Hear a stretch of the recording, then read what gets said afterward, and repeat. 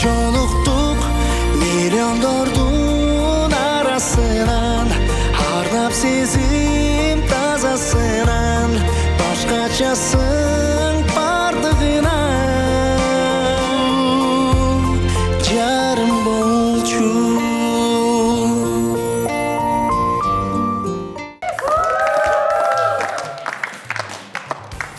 Арабаңыздар, жалпы биздин катталуучулар, көрүүчүлөр жана кыргыз элим.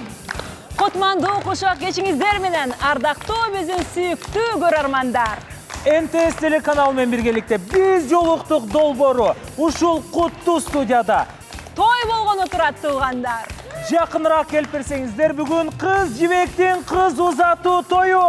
Катыраак кол чаптыралы. Мына урматтуу көрүүчүлөр, ар эфир сайын айтылган биздин сөздөр Бүгүн чындыкка дал келип, дал ушул жерде өзгөчө атмосферада бүгүн куттуу студиябызда биздин кезектеги катышуучубуз кыз жибекти турмуш жолуна узатуу алдында турабыз. Ал эми биз болсо, бакыт издеп калбаянын изинен биз жолуктук миллиондордун ичине. Ал эми Гүлнасайым бул жака. Жана ошондой эле биздин катарыбызга алыстан ат арытып келген кудаларды да тосуп алсак. Жана ошондой эле той ээлери, Токтогул элинен келген, жана ошондой эле Токмок шаарынан келген биздин кудалар дагы. Келиңиздер. Той кут болсун. Келиңиздер. Шаңдура. Кудалар келатышат, кудалар.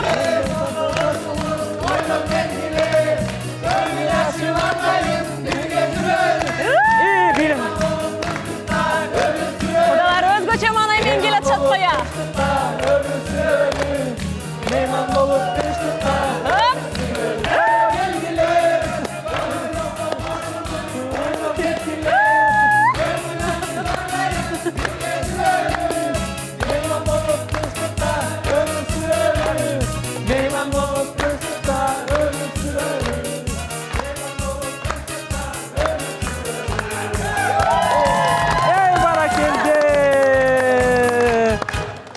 Караңыздарчы, кандай сонун сезимдер менен бүгүнкү тоюбуз эң сонун башталды десек болот. Ооба, чу дегенде эле мына ушундай кереметтүү маанаймен кирип келген биздин той ээлери менен кудалар аябай маанайды көтөрүп турган учуру орун алсаңыздар болот. Эң кызыгы Гүлнасайым, бул жерден кудалар менен кудалар ушул ока чейин бири-бири менен көрүшкөн эмес. Биздин куттуу студиядан көрүшкөнү турушат. Бул да өтө сонун көрүнүштөрдүн бири. Демек сиздердин көз алдыңарча бүгүн эң сонун жогорку деңгээлдеги кызыктуу той болот деген ишеним бар. Ооба.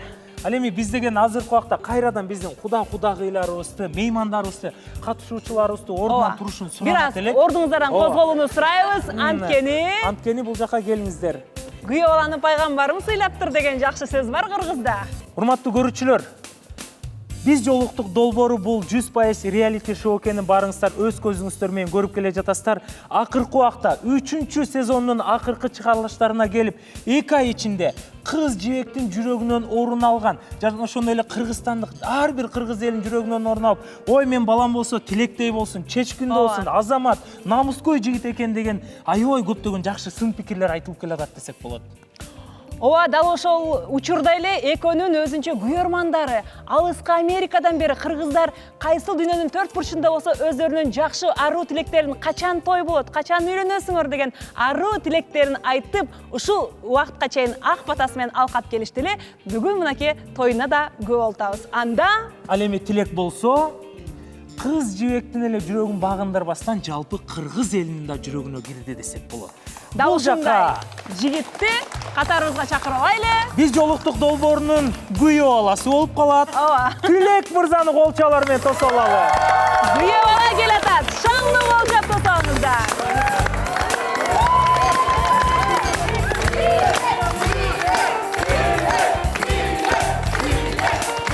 Ассаламу алейкум, хуш келипсиз. Азаматсыз, салам алейкум, хуш келипсиз.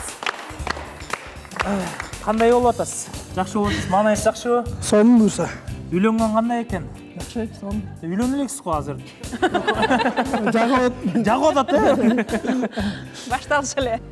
Гүлназ айым, ар бир бойго жеткен ханыша өзүнүн кыялындагы ак боз ат минген ханзадан эңсеп келет экен.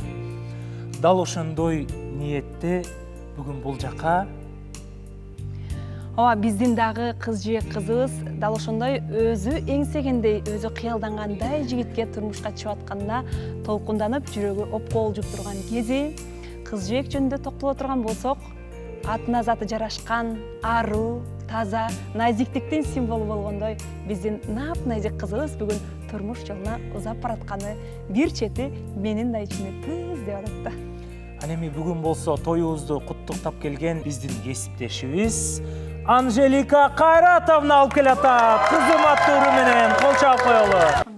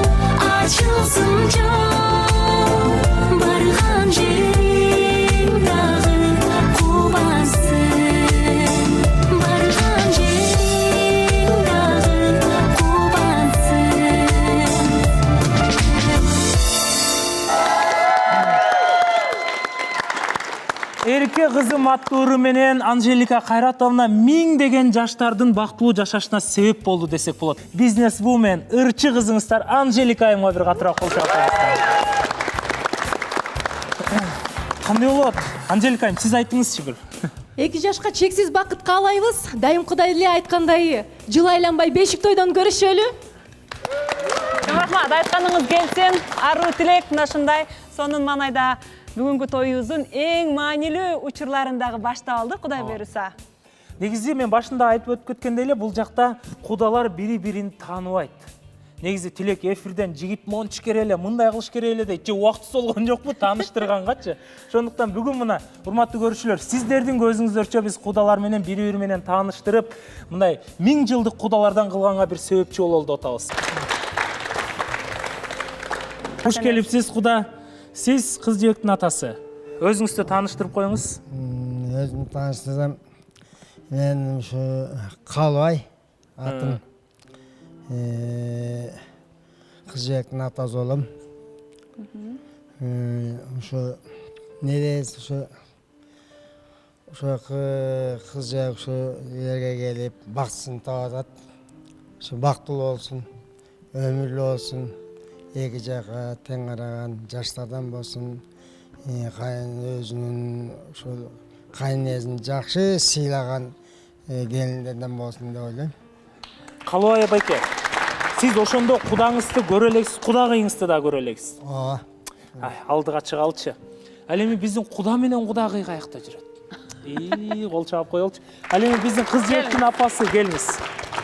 Мына бул жак Тилек мырзанын улуу агасы экен. Таанышып алыңыздар, келиңиздер. Рустам Калбай. Ошондо кыргыздын каада салты менен кулдугум бар дегенди Рустам кудабызга берели. Биздин кудабыз болуп калды да, Келиңиз. Кулдугум бар буда. Кулдугум бар буда. Кулдугум бар буда. Кулдугуңуз Кудайга. Кудайга деп коебуз. Микрофон. Негедир кудаларда бири-биринен толкунданып атабы же бизде ушундай 8-9 камера тартканга да сүрдөп атат окшойсуздар, Келиңиздер бир микрофондорду кармайлы, мындай туралы келиңиздер. Эми бир кучакташып, мындай, бири-бириңиздерди көтөрүп, тойдо Кудай.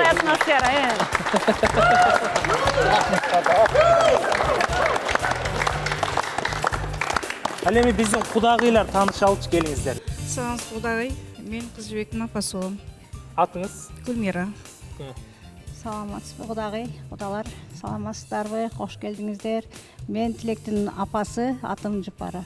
Кол чаап койбойлу. Ал эми сиздерге бир суроо берейин. Кыз жибек кандай кыз негизи? Кыз жибек жакшы эле кыз. Ар бир эмесине мындай болот деп койбойсузбу? Ооба, бир сөздөн сүрөттөңүздөр. Орусча айтканда комплимент айтабыз, Кыз жибек кандай кыз? Кыз жибек шайыр. Бирден эле. Тилек мырза? Шайыр бала. Экөөбүзгө окшош болуш керек. Кыз жибек? Ак көңүл шайыр. Тилек? Боркер. Кыз жибек? Ыймандуу. Тилек? Чечкиндүү. Негизи 1 жылдан кийин, Кудай буйрса, 1 жылдан кийин сиз кыз жибекти кандай мактасаңыз, Тилекти дал ошондой мактаңыз да. Ал эми сиз Тилекти кандай мактасаңыз, 1 жылдан кийин кыз жибекти дал ошондой мактаңыздар. Кудагыйлар, келиңиздер, кучакташып, чуп-чуп деп келиңиздер. Жүзүңүздөн өп келиңиздер. 1000 жылдык кудагыйлардан болуңуздар.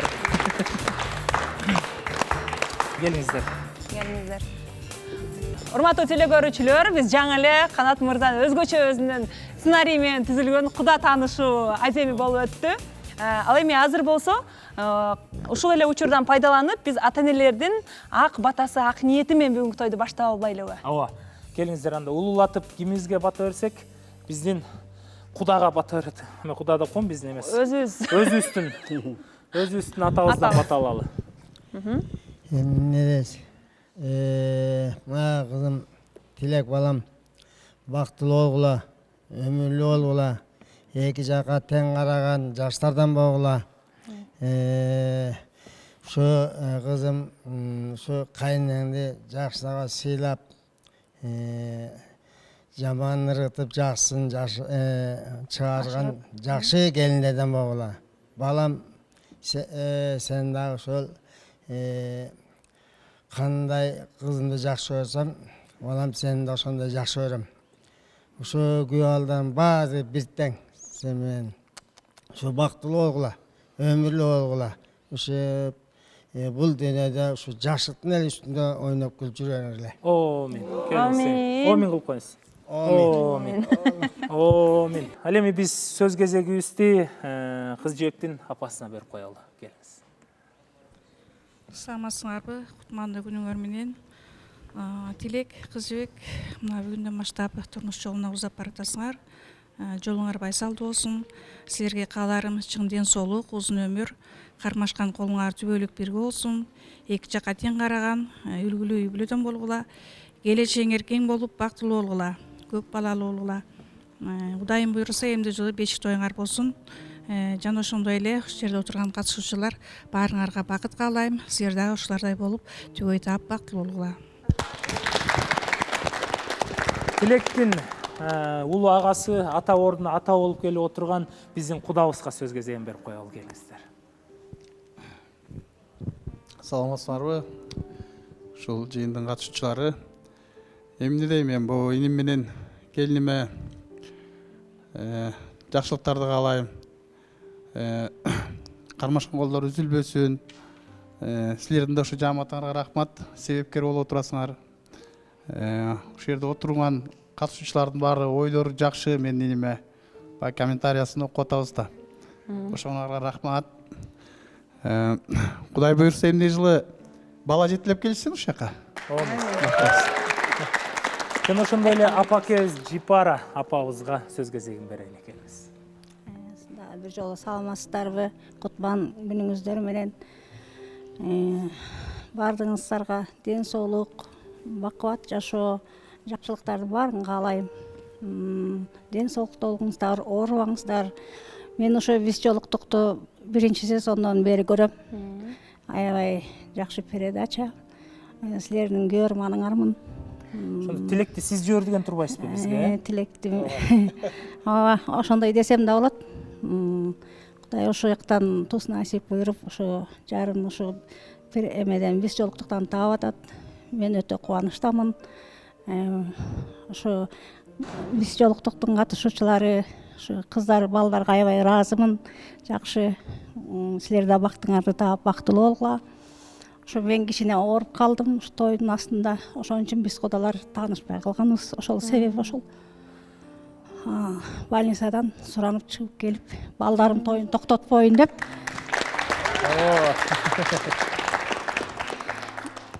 Эме кылып атам өзүмдү күчтүү. Оорубаңыз апа.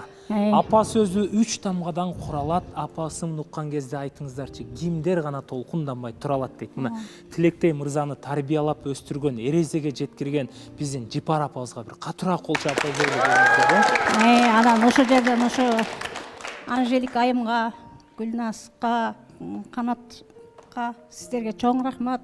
Ушундай передачаны ачып, балдарыбызды ушундай бакыт каалап, бактылуу кылып, бакыт жолуна узатып, ушундай жакшы эмеңер өркүндөй берсин, өсө берсин телеканалыңар.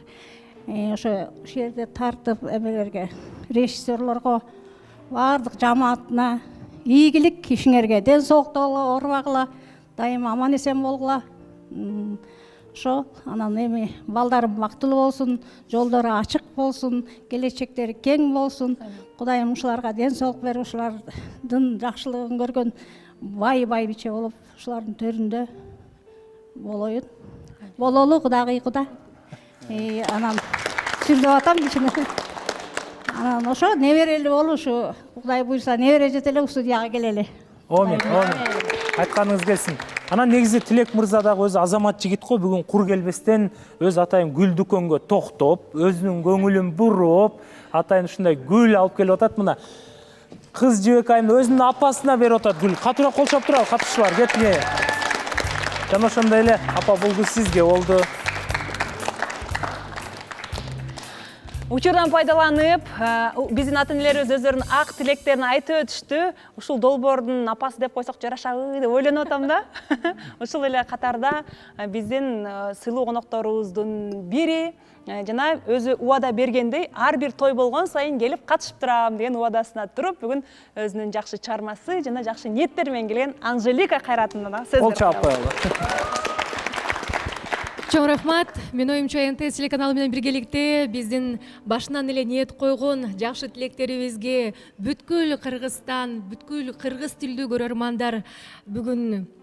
көрүп жатышат.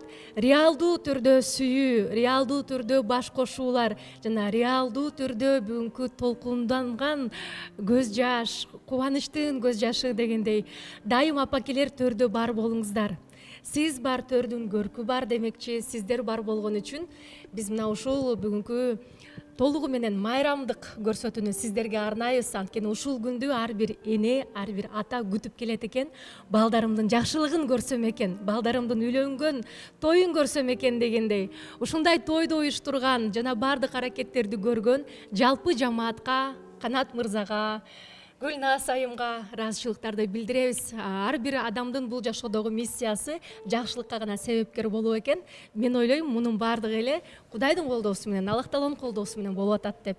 Мен ошол башында киргизерде бир эле сөз айттым, эки дүйнө бир болгула, бактылуу болгула. Бүгүнкү көрсөтүү менен той бат эле өтүп кетет, бирок кийинки жашоо экөөңөрдөн гана көз каранды демекчи. Күчтүү жаштардан болгула, үлгүлүү жаштардан болгула. Эми аркасынан көптөгөн тойлор болсун. Чечкиндүүлүктү кимден үйрөнүштү көрүп алдык. Кийинки тойлорго дагы буйруса келебиз. Чын жүрөктөн буйруса тоюңуздарга дагы өзүбүздүн атыбыздан алып баруучулар жана жамаат белектерибизди дагы алып барабыз. Чоң рахмат. Айтканыңыз келсин, сонун калуу тилектерди айттыңыз. Ооба, негизи биз жолуктук долбоору жөндөн жөн түзүлүп калган жок. Бул Кыргызстандын тарыхында биринчи передачалардан болуп, мына ушул Анжелика Кайратовна менен биргеликте, НТС телеканалы менен биргеликте баягы кыргыз эли бактысын табыш үчүн башка мамлекетке кетпесин, мына кыргыздар менен кыргыздар баш кошсун деген ниетти ачканбыз. Бирок ошол ниетибизге жетип, бүгүн 8-чи жуп баш кошуп атыптыр бүгүн биздечи. Караңыздарчы. Почти бир жыл ичинде өтө бул чоң результат деп ойлойбуз. Анан Анжелика айым, сизге да биз терең ыраазычылык билдиребиз. Сиздин салымыңыз чоң, эл билет, эл сыйлайт дегенде сиз ар бир мээнетиңиз менен убактыңызды бөлүп, ушул биз жолуктук долбоор түптөлүшүнө болгон иш аракетиңизди жумшадыңыз. Биз жолуктук долбоору ар дайым сизди урмат сый менен сагынып, тосуп, күтүп алат. Көрүшкөнчө. Ооба. Келиңиздер анда мына ушундай кайрадан шаңдуу маанай менен биздин сыйлуу коногубуз Анжелика Кайратовнаны узатып алсак. Сизге эле тийиштүү кылып айтып койдук окшойт, батыраак турмушка чыкты деген.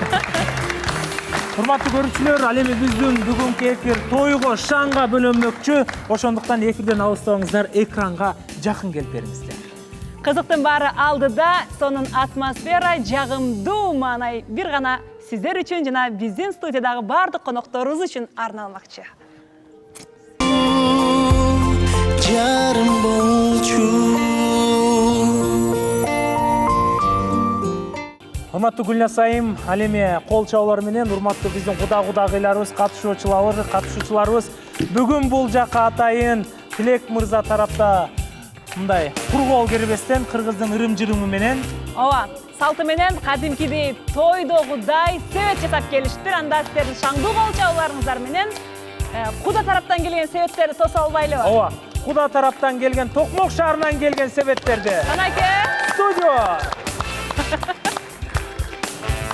тойыңыз болсун, Мунаке.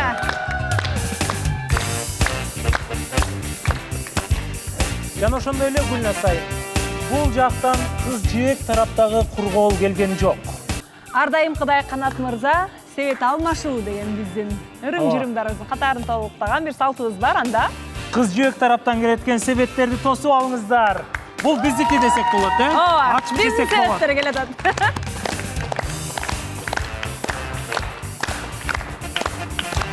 Азаматтар. Мына. Тоюш себет, нан себет, Мына. сусундук себет, бар. Өзү негизи биздин жигиттер ушу үйлөнгөнгө жарабалса да себет көтөргөнгө жарады бүгүн 3-сезондун акырында. Гүлназ айым, дагы биз мындай шашпай тааныштыра кете турган болсок, негизи баягы кыргыздын каада салты боюнча кыз тарап сеп берет. Ал эми жигит тарап болсо калыңын берет. Ал эми бул жакта турган мындай ошо бриллианттан жалатылган мындай биздин сандыктар булар жалпы кыз жөөк тарапка өттү десек болот. Бүгүн бунун бардыгы Токмок шаарына кетет. Ооба. Токтогулдан. Ал эми бул жактагыларды. Ооба, келиңиздер мынакей.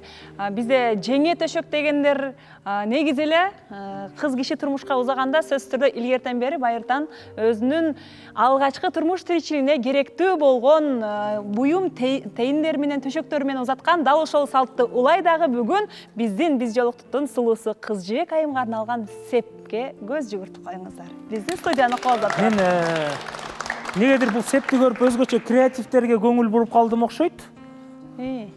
Азыр мен мындай эле бул ачпай эле коеюн эми. Мындай эле көргөзөйүн да биздин оператор жигиттер тартып койсо. Көз салсаңыздар болот. Экөөнүн сүрөтү түшүрүлгөн жаздыктар.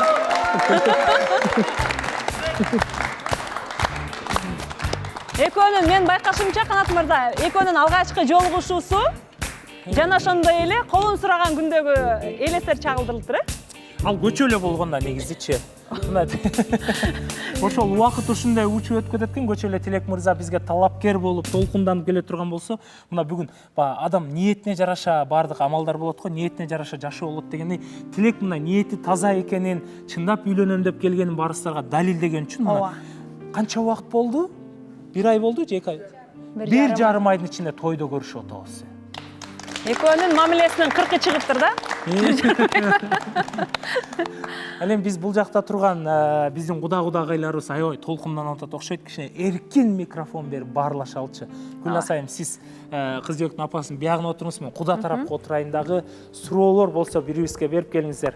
Негизи биз тойлордо аябай шан шөкөт менен өткөрчү элек, бирок мындан дагы шан шөкөт менен өткөрүш үчүн Кудай буйрса жакында Токмокко тойго барабыз. Кандай стиле?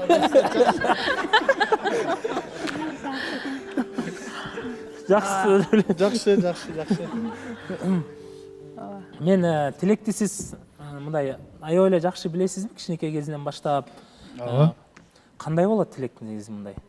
Эми ак көңүл экенин билебиз, анан акча жагынан билбейбиз кандай экенинчи, бирок жашоосунда кандай бола, кичине бир минус плюстарын айта кетсеңиз болот. Тилекти тааныштырып кетсем, өзү шаар жүргөн бала. Жана бул жерде айтылып кеткендей чечкиндүү. Бирдемкени ойлодубу, туура көрдүбү, тарс эле чечет да. Ансагандай келинимди да ошентип чечкиндүүлүк менен 1,5 айдын ичинде эле жүрөгүн багындырып, чечим чыгарып коюптур. Ошо Жаспай атасын тартыптыр, атасы да ушундай шар жүргөн киши болчу, элдик киши болчу, жеке ишкер киши болчу. Көп кишилер менен иштешкен, тагдыр экен. Жаш кетип калды, 32 жашында. Жеңем Байкуш маке ушу 2 баланы эчтекеден кем кылбай өстүрдү. Ушул даражага жеткирди. Тилек улуусу, кичүүсү карындашым Жаку, азыр турмушта, тигинекей. 2 кызы бар. Анан сиз биз жолуктук долбоорун көрүп аттыңызбы? Көрүп аттым, ооба. Канча убакыттан бери? Ушу Тилектен бери эле көрүп аттым, эси честно. Ошондон бери көргөндө мындай сизде кандай ойлор болуп атты, көрүп чын эле Тилек сүйлөшүп атат, чын эле бул реалити шоу экенине ишенип аттыңызбы же ошол убакта ишенбей азыр ишенип атасызбы? Өзүм миним келип аткандан кийин ошондо ишенгем. Ишенгенсиз. Анан ушул кыз жибекти ал деп айттыңыз беле же башка кызды да ал деп айттыңыз беле, кандай? Эми өзүңө жагып атса, өзүң чечим чыгар. Бул жашоо оңой эмес. Мындай жети өлчөп бирге издеп айткам. Негизи эмеде мен апасына бергим келип атат суроону. Кол чабып коелу биздин чоң кудагыбызга. Жипар апа, бир убакта биз пранк сыяктуу кылып Тилек менен сүйлөшүп, сценарий менен ушул кыз жибектин колун сураганда ошондой сценарий ойлонгонбуз да. Аны сиз билген эмессиз да башынан же билгенсизби? Билген эмесмин, Тилек айткан эмес. Ошондо аябай баарыбыз сарсанаа болуп, эми Тилек таарыныкка кетип калды. Качан келет деп аябай бушайман болуп, сарсанаа болуп, ыйлап. Кыз жибек муңайып, бара отуруп калса, кыз жибекке боорморуп, жүрөгүм ооруп, аябай жаман болдум. Жумушта болчумун. Анан аябай тынчсыздандым, качан келет деп. Апети гүлгө кетип калды, эми байлалган турбай, гүлдү каяктан алып келет? Гүлүн даярдап эле барбайт беле. Дайым эле алып барып жүргөн гүлүн бүгүн эмне унутуп калдыбы? Аябай чынында эме болдум, аябай ойлонуп. Анан башында мындай кыз жибек көргөндө сизге жактуу, мындай ушул менин келиним болот, ушун менен сүйлөш деп мындай сразу Тилекке жардамыңыз кылдыңыз беле? Жок, мен негизи биз жолуктук деп долбоорун көрчүмүн, бирок деген ошо кыз жибекке баары ушу кыз мага жакты деп айткан эмесмин. Келгенден кийин? Тилек өзү чечип, өзүнүн эмеси менен, сезими менен келди. Ооба. Өзүнүн тандоосу. Мен эме келгенден кийин барды сүйлөштүк. Анан эми балам өзүңө жагып атабы, сага жакса мага жагат деп баламды колдодум. Баракелде. Анан учурдан пайдаланып дагы сиздин өзүңүздүн да оозуңуздан уккубуз келип атат да, ошол биринчи тилек келери менен эле баардык катышуучуларга студияга мындай жаркырап, позитив алып келген да. Ал эфирде көргөнсүз да, сизге салам жолдогонбуз эфирден, аябай сонун кылып айтып берген да, ошо апам көрүп атып, анан мен барам десем, чын эле барасыңбы деп ишенген эмес деп. Ошол учур боюнча өзүңүздөн да уккубуз келип атат. Мен да ошо аябай таң калдым балама.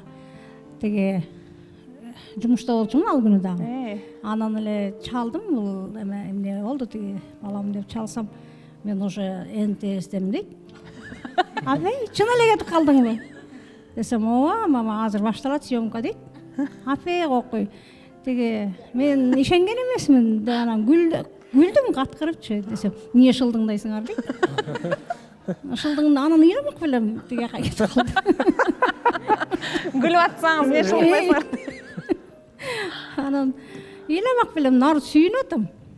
Молодец. Ушундай чечим чыгарган, молодецсиң балам. Ошону кыз жибекти дагы көрүп аттым. Жакты. Анан эми балама жагып, балам жүрөгү менен тандап атса, мен эмнеге каршы болмок элем. Ошо бактысын таап, ошо сиздерге чоң рахмат. Ушундай жакшы передачаны уюштуруп, ушундай эме болду. Анан макул эле болду. Анан ак жолго кааладым, бактылуу бол. Рахмат. Деп балама ак жолго кааладым. Бактың ошол жактан буйруптур, бул да болсо тус насип. Болбосо деген кыз жок деп эле жүргөн. Ай, сен үчүн ушу жети область боюнча, Кыргызстан боюнча кыз жокпу десем. Жок, мама, сизге окшош таппай атам деп. Анан ошо буйрук экен, өзүм ошо таң калып калдым чынында. Анан сүйүндүм. Күлдүрүп сүйлөгөнү сиз тарткан турбайбы тилекти? Мен ошо азыр ооруп жакшы сүйлөй албай атам, болбосо аябай эле жакшы сүйлөмөкмүн. Жакшы сүйлөбөгөндө ушундай сүйлөсөңүз кыймай эле окшойт. Эң начар жай сүйлөп атам да, болбосо. Тилек сиз тарткан турбайбы? Баракелде. Катышуучуларга аябай ыраазымын. Баламды ушундай колдоп, жакшы эмелериңерди айтып, жардам берип ушундай эме кылдыңар. Анан сиздер ошо силер да бактылуу болгула, баламдын жолун жолдоп, силер дагы төгөгүңөрдү таап, бактылуу болуп, багыңар ачылып кетсин. Амин. Апанан бир суроо болсун. Негизи тилекти көбү билет баягы тарынбайт, мындай бетке айтат, мындай шар жүрөт дейт да. Анан ушу кичинекейинде тарынган убактар болду беле сизге, тарынып калчу? Эме, тарынчак негизичи. Мага эркелейби, атасынан 5 жашында калган. Анан баягы өзүмдүн эле тарбиям болду. Анан байкелерине берип койчумун, кичине какус кылып, эркекче эметип сүйлөшүп койчу. Коркок болчу. Анан эме 3 классынан кичине жигиттей болуп өссүн деп спортко бердим. Күрөшкө берип койдум. Анан күрөштө жүрүп 8 класс болду. Анан 8 класска келгенде өзүңөргө эмне спорт жагат тандагыла дейт экен. Анан 6 класстан боксту тандап алдым дейт. Валя болду. Ай, аяктан анан мээге башка жагынан сотрясение алып, сен азаңды мен тартып жүрөмбү? Кой, токтот десем, жок, мага ошол жагат. Анан байкелерине айттым. Ушундай болсо силиңер эмне кылабыз? Эки байкеси бирөөсү формасын, бирөөсү перчаткисин бүт алып берип салышты. Артына деген Танаев деп жаздырып. Анан, ай, силер урушпай кайра ушунтесиңерби? Бул калека болуп калса, анан мен эмне кылам? Ошентип спортсмен болду балам. Кудайыма шүгүр. Ошо окуду. Анан комитет болуп, постоянно ушу кызым менен улума мектепте окуса дагы, каякта окуса дагы комитет болуп, алдыга сүйрөп, ушулар үчүн баарын кылдым десем болот. Керемет. Баракелде. Биздин кыз жибектин ата энесине бере Ооба. турган болсоңуз, Гүлназ айым. Ой, ошо микрофонду алыңыз. Атаке, маанайыңыз жакшы эле жана жакшы эле. кыз жибекти колдон жетелеп, бурда алып кирип келатса көзүңүзгө жаш айланганын байкап калдым да. Аябай жакшы көргөн кыздарыңыздын бири го, Баары эми ошо чоңуйча, турмушка чыкча биздин колубузда болду да. Ооба. Ичим ачышат экен. Чындаганда. Эми ошо жакшы, балам ошо мен баламды көмүп койдум, ошо күйөө балдарын эле балам деп сүйлөйм өзүм. Ошо балам экөө табышалыптыр, тилек экөө. Ошо бактылуу болсун, өмүрлөрү узун болсун, ошо ата энелерине кайрымдуу болсун, эки жака тең караган жаштардан болсун деп ойлойм да. Ооба. Сиз дагы көрүп аттыңыз да, биз жолуктукту. Тилек келген күнкү эфирде кандай сезимдер болду? Аталык. Жакшы сезимдер болду. Ошол кызым ошо биз жолуктукка баргандан баштап эле көрө баштадык. Кийин ошо тилек келди. Келгенден кийин эле ошо ачык айрым жакшы күйөө бала боло тургандай. Ошондон баштап эле көрө баштадык биз дагы. Кызыңыздардын тандоосун сыйладыңыздар. Өзүңүздөргө да жакты, Өзүбүзгө да жакты. Ачык айрым айткан эмеге күйөө бала болот экен. Күйөө балдарыңыз баары жакшы чыккан окшойт. Канча кызыңыз бар? Жакшы. 3 кызым бар. Үчөө Эң кичүүсү ошо кызым. Кыз жибек. жакшы, жакшы. Биринчиси азыр келет, анан экинчи кызым тээт отурат ошо. Кол көтөрүп койсуң. Жакшы. Ошо биз дагы эмнет эле ошо бактылуу болуп, ошо төөлүккө ошо колдор ажыбаса, ошо баягы эми айткандай эки дүйнөдө ушу бактылуу болсун деп тилейм да. Кыз жибек кимди тартты эле көбүнчө негизи? Сизди? Кыз жибек эми билбейм, ушу мен эле тартты окшойт го деп ойлойм. Ачык айтат да. Бетке айтат. Бетке айтабы? Бизге бетке айтканда көрүнбөй, созолонуп эле отура берет. Эми ошондо бизге ошондо анан эми турган эми турмуш Созолонгону жубайыңызды тарткан окшойт анда, э? Жок. Созолонгондо же сиз тарттып эле? Мен де тартып эми үйдө жүргөндө ошо Атасынын кызы экен да, кол чаап коюңуздар. жакшы көрөт. Эң кичүүбүздү ким эле жакшы көрбөдүм. Ошо. Атасын тапкан кыздар бактылуу болот деген сөз бар го. Кудай берсе бактысын берсин. Кудай буйруса. Апасын тапкан кыздар андан да бактылуу болот дейт анда. Апасына сөз берели. Куш келипсиз Котту студиябызга. Толкундооңуз таркадыбы? Жакшы элем. Маанайыңыз жакшы. Жакшы. Кыз жибектин биз билбеген кандай сапаттары бар? Ачылганга жетишпей калган. Мен кызым айта кетсем, чечкиндүү, ушундай шайыр, өзү мындай бир нерсени кылам десе ошону кылыш керек, мындай өжөр деп айтсам болот да, өжөрлүк анан. Ак көңүл, бат эле мындай нетип кетет да. Ошо биз жолукка келем дегенде, кечиресиз. Келем дегенде кандай колдодуңуздарбы же биринчи каршы болдуңуздарбы? Кандай? Жок, каршылык болгон жок, өзү ошо биз жолуктукту көрдү, анан ушул жака барып мен бактымды сынайын, барып катышайын деди. Анан баарыбыз эле колдодук. Бир туугандары, ата энеси. Буга чейин көрүп жүрсүз? Жок, көрчү эмесмин. Мен ошо жибек келгенден бери көрүп атам. Көрчү эмесмин. Анан эми Кудайга шүгүр, бул деген тагдыр экен. Ушул жерге келип экөө табышып калды. Бактылуу болсун, эки дүйнө. Кудай жакшы күндөрдө жүрсүн. Анан жана айтат го, кыз атасына окшош, мүнөзү окшошуп кеткен же атасына окшоп кеткен, өзүнө жолдош тандайт депчи. Бир окшоштук көрө алдыңыз, байкай алдыңызбы буга чейин? Окшош. Күйөө балам өтө жакшы, мындай ак көңүл, мен карап тургандан аябай ак көңүл, боорукер, ачык, мындай жакшы, ушу атасынын мүнөздөрүнө окшоп кетет да. Эң жакшы күйөө бала болуп берет деп ойлойм мен. Баракалла. Ооба. Гүлназ айым, ушундай кол чабуулар менен да биз кудагыйларды сүрдөнтпөй, ал эми бул жака келген дагы эки жаат менен дагы таанышып койбойлу, келиңиздер. Азыр менин оң жагымда турган кыз жибектин жалпы туугандары биринчилерден болуп таанышалы. Ассаламу алейкум. Куш келипсиз бүгүнкү тойго. Алейкум ассалам. Куш келдик.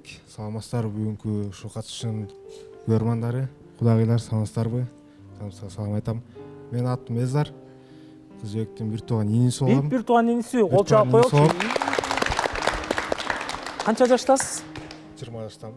20 жаш. Качан турмуш курайын деп атасыз? Убакыт бар да. Келиңиз бизге убакыт.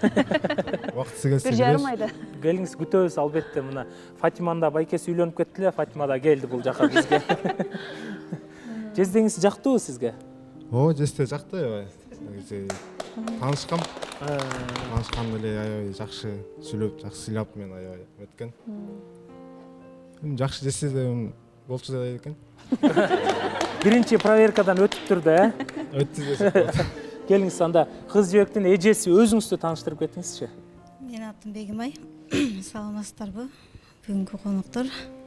Саламатсыздарбы? Кудагый жакшысыздарбы? Мен эжеси Бегимай. Өзү күйөө аламды көргөндө эле, таанышууга чыкканда эле мага айтып калды. Мага тааныш келди, талапкер келип калды. Адатынча эми тааныш элек да. Анан кийин ошо мен болду. Дос катары калабыз деген эми чырылдай бирдим. Сиз чырылдай. Мен чырылдай бирдим да ортодочу. Анан кийин жок, кайра чалам. Мен бош эмесмин деп калды, ошо эмеде жүрүшкөн экен. Бир көргөндө эле баары билине бербейт да, душалар билинбейт. Бир жума, бир 15 күн сүйлөшүп көр. Мына угуңуздар, көрдүңүздөрбү? 15 күн сүйлөшүп көр, анан адамдын сыры мындай ачыласыңар бири-бириңе. Деп анан мен болбой таанышка эме кылып. Аябай чоң себепчи, кол чабып коелучу. Анан кыз жибек экөөңүздөрдүн жаш айырмачылыгыңыздар канча? Мен 35-темин. Ошондо 7. Канча 7 жаш? 7 жаш айырма болуп калып атабы? Ошондо көбүнчө сиз тарбиялаптырсыз кыз жибек да, эже сиңдилер урушат го ошондой болчу эле конфликт дагы. Урушпайбыз, ынтымактуубуз. Жок, кичинекей кездечи. Кичинекей кезде. Урушчубуз деп коесуз. Бул эжемди жакшы көрчү негизи. Ол эжемди ээрчип, мага көп неме алчубуз. Кийин жакындап кеттик. Азыр кийин сизди көрүп жакшы көрөт экен да. Азыр көп нерсени кеңешип калабыз экөөбүз. Ошол. Сон, ал эми кийинки эжекебизге берели, келиңиз. Саламатсыздарбы? Бүгүнкү кештин коноктору. Саламатсыңарбы, кудалар демекчимин. Ушу кудалыгыбыз кут болсун, куттуу баяндуу болсун дегендей. Ушул долбоордун катышуучуларына дагы ыраазычылык билдирем. Эми ушул жаштарга жол көрсөтүп, ушул жол менен эки жаш табышып атат. Жибек менен Тилек күйөө болобуз. Эмне дейбиз? Бактылуулукту эле каалайбыз. Бактылуу болушсун, кармашкан колдору бекем болсун, жолдору узун болсун дегендей. Ушул жакшылыкты эле каалайбыз. Эми ушул жерден таанышып калыптыр. Жибек тайэжеси болом мен Жибектин. Ошол. Чоң рахмат. Келиңиз. Ушул жерде отурган баарыңыздарга жалпы салам. Мен Токтогулдан келдим. Атым да Мира. Тайэжеси болом. Токтогулдук биздин жалпы туугандарыбызга салам. Тилек Жибек, силерге бактылуулук каалайм, чексиз. Саламатсыздарбы? Мен Жибектин бир тууган тайкеси болом. Мына Кудай сизге ден соолук каалайм, жакшы болуп кетиңиз. Биз больницада жатат десем, мындай эле эметтик эле ооруп калыпсыз, жакшы болуп кетиңиз. Кыз жибекин баары эле мактап атат, мен минус жактарын айта кетейин. Кыз жибектин характери сыртында да бетке чабар. Бетке айтат да. Кыргыздар орус эмес турбайсың деп коюшат го. Типа ошондой да. Кыз жибектин характери баары сыртында, ичинде эч нерсени сактабайт. Баары болгон нерсени болгондой айтат да. Мен кичинекей немер билем да, тем более мага жакын жашаган эжемдин кызы да бул. Кыз жибек мага кеңешкенде айттым, бул Тилек ба Кыргызда нукура кыргыздын немеси бар экен, характери бар экен. Мындан отказ кылба. Март болуш керек, жигит, шаар жүрүш керек деп кочу, ошол сапаттардын баары Тилекте бар экен да.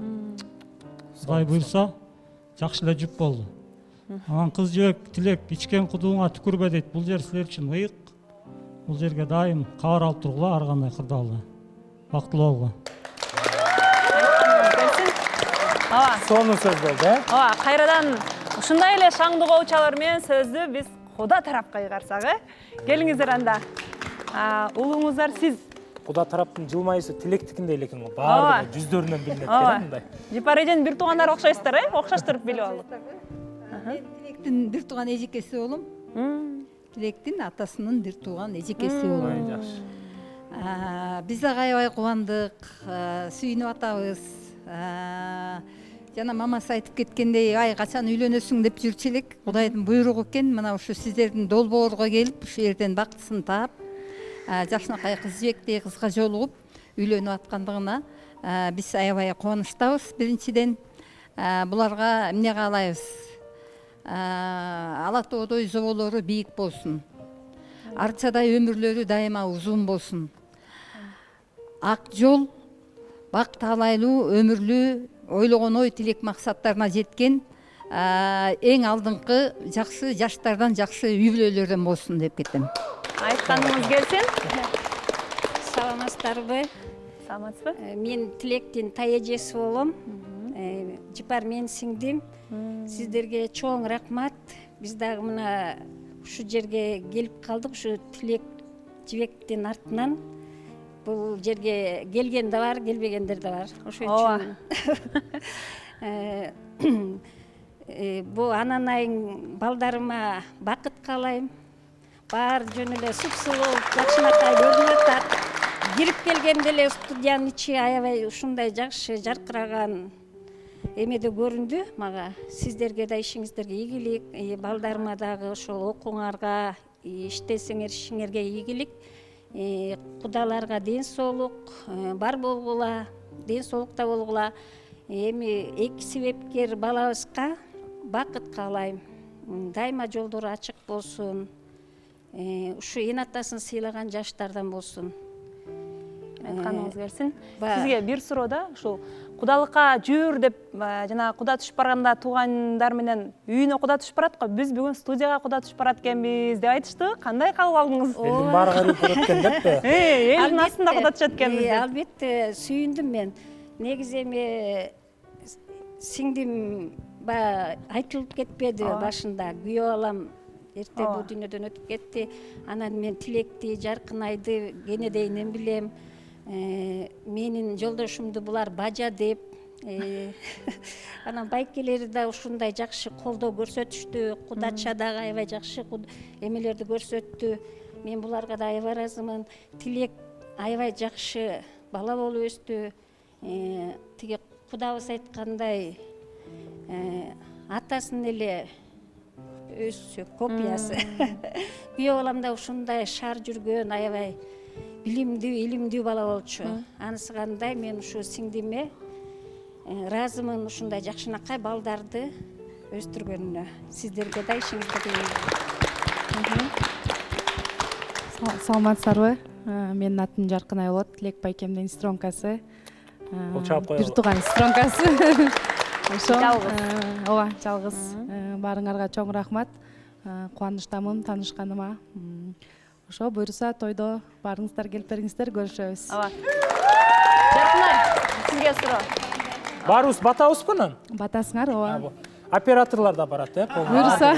Жана эң биринчи кеңешкенде бир тууган менен кеңешет го. Кандай кеңештерди бердиңиз сиз?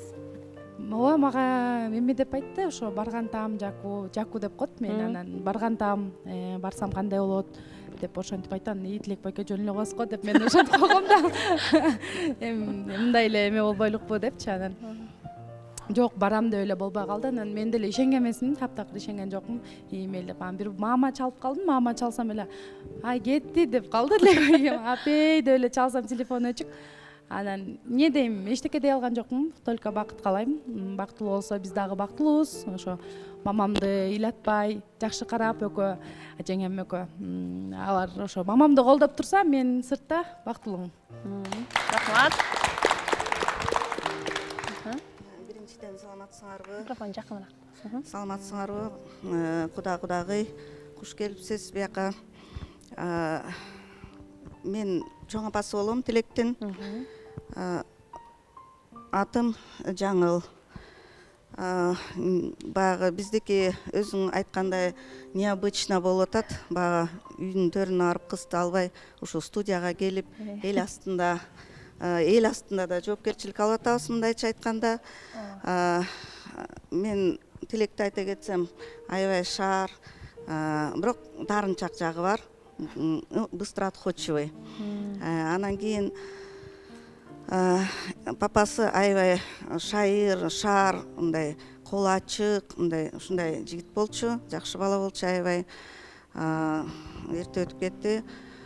Мен айта кетсем, биз деген 11 бир тууган, бир кыз, единственная наша неповторимая эркек кызыбыз, 10 эркек. Биздин апабыз баарыбыз тең бир эмедей кылып тарбиялаган, 10 абысынбыз. Баарыбыз тең ынтымактуу, Кудайга шүгүр, ушундай бирибизге бирибиз ар дайым колдоо менен жүргөнбүз. Кыз жибек, Кудай буюрса, мына бизде небере келиндерден 7-чиси болуп келип атат. Келиндерибиз да аябай жакшы, Кудай буюрса ошолордун жолун жолдосо мыкты келин болот. Кудай буюрса, мына бир туугандардын аталарын көрүп атабыз, таанышып, жакшы кишилер экен, бизге жакты. Эмне дерим, бизге келген колуктуну бакыт ашсын дейм. Арашандай узун өмүр ашып ташсын. Алдын малы басып, аркасын бала бассын, көшөгөсү көгөрсүн 2 жаштын деп. Так эле ушундай эле калуу тилегим ушу жаштарга түгөйлөрүңөрдү тапкыла, бактылуу болгула, ар дайым жубуңар менен болгула. Чоң рахмат. Айтканыңыз келсин. Келиңиз, сиз дагы өзүңүздү тааныштырып, тилектен кимиз болосуз? Кутман күнүңүздөр менен, саламатсыздарбы? Менин атым Айнура. Мен жогоруда жеңем айтып кеткендей 11 тууган дедик. Ошо 11 туугандын эң кичүү. Абысындар экенсиздер да? Тилектин жеңеси болом. Мен келгенде Тилек 6 жашта болчу. Бардык сырын билет экенсиз да. Кандай чоң? Азыр отуруп Таштеке салып да жуунтсаңыз керек анда, 6 жашта болсо. Ошо анан 9-класс болгондо биздин колубузга келди, Тилек окууга келгенде. Ошо анан баарынан да эң биринчи мен күттүм окшойт. Тилек качан үйлөнөсүң деп эле сурай берчүмүн. Анан Кудайдын буйругу менен ушул жерден силердин куттуу студиядан таап отурат, өзүнүн сүйүктүүсүн, бактысын. Ошо Тилекке кааларым кыз жебек экөө бактылуу болгула, ыймандуу болгула, ынтымактуу болгула, үлгүлүү үй бүлөлөрдөн болгула. Чоң рахмат. Айтканыңыз келсин, чоң рахмат. Урматтуу биздин жалпы көрүүчүлөр, ошентип сиздер менен кичине кыскача болсо дагы биздин коноктор менен тааныштырып коелу деп чечтик. Бирок биздин катышуучулар да коноктор дагы аябай мындай тойдун мындай атмосферасын сезгиси келип атат окшойт күн сайын. Ооба. Анда биз сиздер орнуктардан орун алсаңыздар болот. Шаңдуу тойдун атмосферасын өтө турган номерге келдик. Бүгүнкү биздин 2 жашыбыздын алгачкы жакшылыгын куттуктап келген бизде кадырлуу коногубуз бар. Алда болсо эстрада өрчүсү, Кыргызстандын мега жылдызы Данияр Эрматов. Куш келипсиз. Кош келдик. Ассаламу алейкум. Саламатсыздарбы? Кандайсыздар? Катышуучулар кандайсыңар? Сиздер менен көрүшүп атканыма аябай кубанычтамын. 2 жаш бактылуу болгула, кармашкан колуңуздар үзүлбөсүн. Жанатан бир аябай сонун сөздөр айтылып жатат.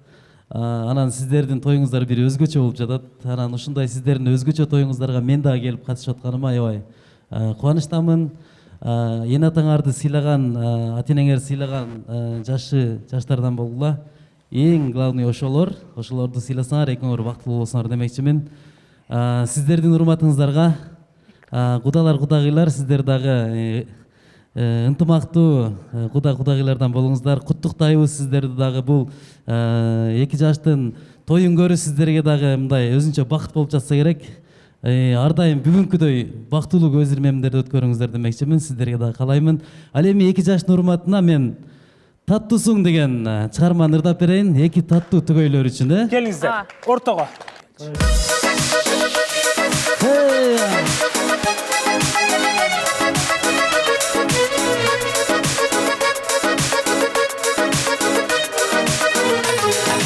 Билен жактырасың, сезим жашырасың, мүнөзүңдөн ай, күлгөнүңдөн ай, тату тату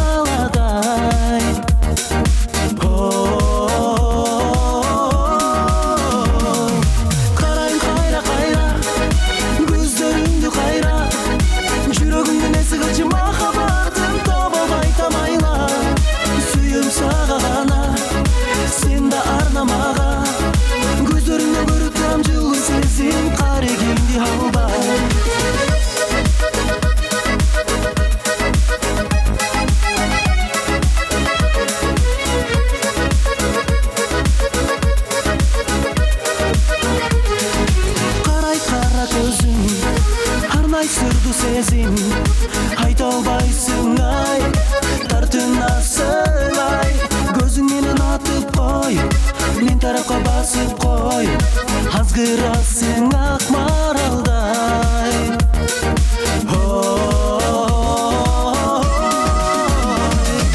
карайм кайра кайра көздөрүңдү кайра жүрөгүмдүн эси кылчы махаббатым таба албай тамайла сүйүм сага гана сен да арна мага көздөрүңдөн көрүп турам жылуу сезим карегимди албай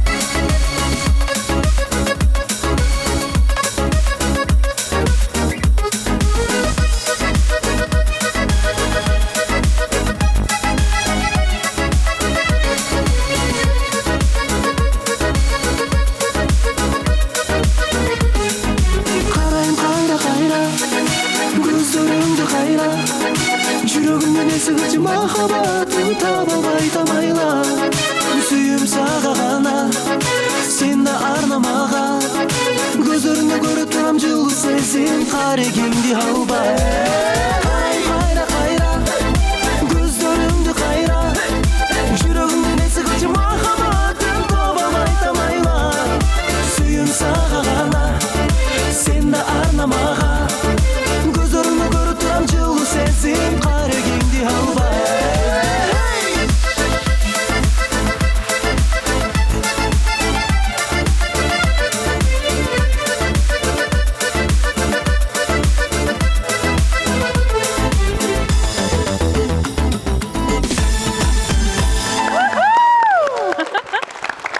Чоң рахмат.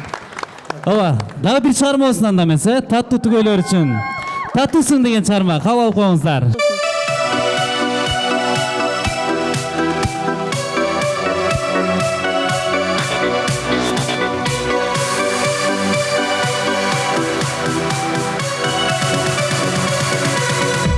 Экөөбүздүн бактыбыз бекен байлануу экен мен деп соккон жүрөгүмдөн эй айланып кетем сиз деп турган сөзүңө жаным арбалып кетем махаббаттын күчүнө кээде таңдалып кетем жаным таттуусуң жаным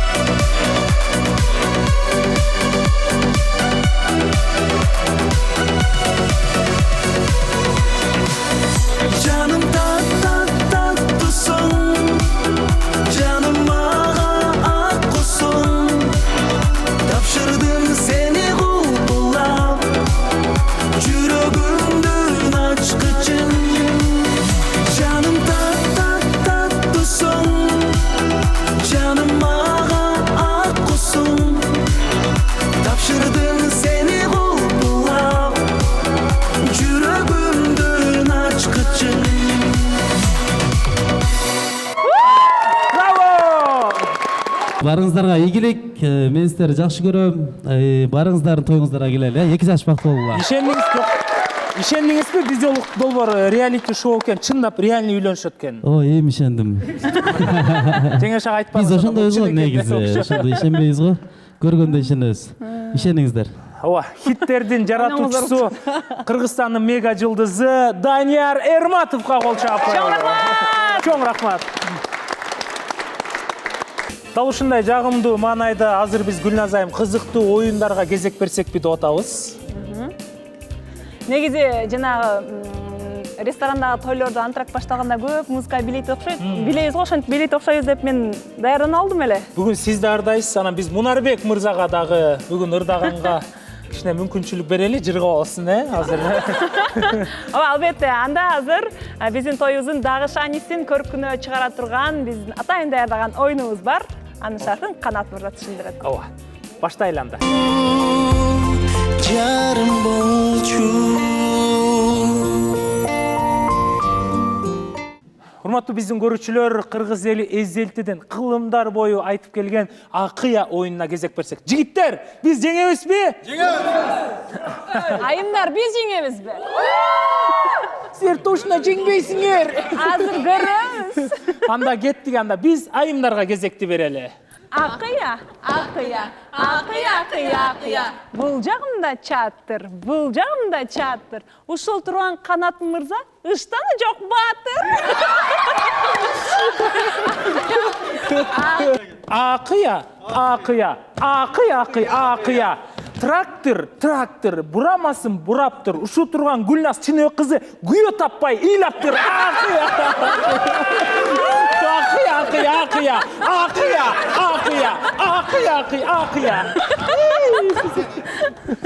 Акыя, акыя, акыя, акыя, акыя. Суудун башы Сулайман, сурабаймын Кудайдан.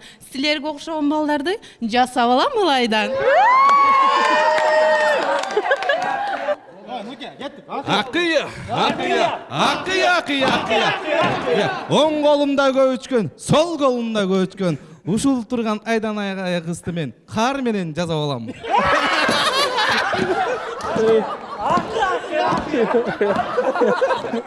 Акыя, акыя, акыя, акыя, акыя. Жалбырактын дарагы шамал болсо дирилдейт. Жип жылаңач токту азыр кылар грилдейт. Акыя, акыя, акыя, акыя, акыя. Акыя, акыя, акыя, акыя, акыя. Оң колумда банка, сол колумда банка. Ушул турган Назира чисти эле танка. Акыя, акыя, акыя, акыя, акыя. Акыя, акыя, акыя, акыя, акыя. Свет жокто маанай жок, маанай жокто Wi-Fi жок. Карагыла туугандар, Санат Беке кандай шок. Айо, приятный акыйнек кол. Төр, барысмы? Акыя, акыя, акыя, акыя, акыя. Алыс бекен актаба, жакын бекен актаба. Ушул турган меримди алып кетем айылга. Бул актардык эме акыйнек болуп калды окшойт, Тилек эме, тилек көргөзөбүз, тилек давайте алманы давай жеңебиз азыр. Акыя, акыя, акыя, акыя, акыя. Трактордун бурамасын вазелин менен майлаймын. Ушул турган алманы спокойно жайлаймын. Акыя, акыя, акыя, акыя, акыя. Акыя, акыя, акыя, акыя, акыя. Тултугум деп ырдайсыз, тарынчак деп чырдайсыз. Гүлдү белек бергенде өзүңүз тарынып калбайсыз. Акыя, акыя, акыя, акыя, акыя. Жакшы, жакшы. Акыя, акыя, акыя, акыя, акыя. Долононун бутагы жерге тием деп турат. Ушул турган айтылган мага тием деп турат. Акыя, акыя, акыя. Автобус. Утулду булар. Кыздар, автобус Жок барбы? ачылса да жабылбайт, көчүп турган. Акыя, акыя, акыя, акыя, акыя. Автобустун эшиги ачылат да жабылбайт. Ушул турган аргенди Оз эли жабылбайт.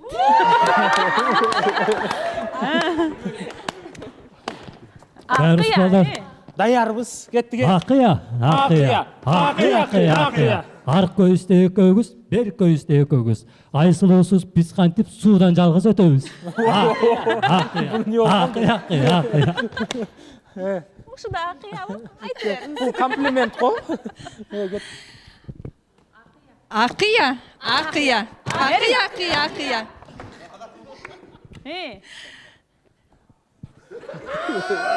Утулуп атышат.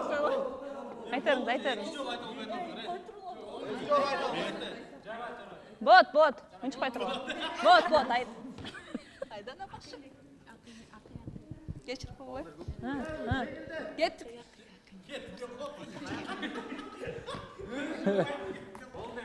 Акыя.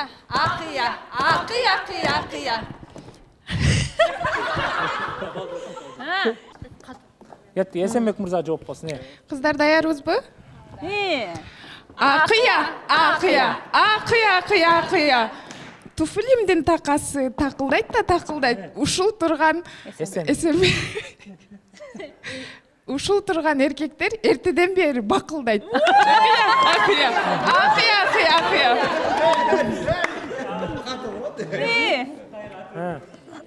Жок. 1, 2, 3. Акыя.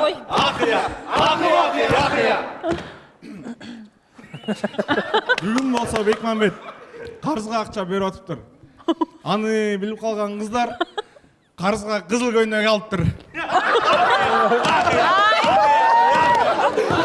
Ошондо кандай? Бул кызыл көйнөктү карыз калды ошондо кыздар, Бул акча берип туруптур булар. Сиз акча бердиңизби? Кандай эме? Давай, жигиттер катуу кетти, кыздарды күтүп элем. Акыя. Оң колумда теңирмен, сол колумда тегирмен. Ушул турган Бекмамбет байке аш кабакты кемирген. Акыя. Азыр бирок эме жигиттер биз алдыдабыз 1 упай. Алдайт, дуктан тайбагыла. Даярбызбы жигиттер? Акыя.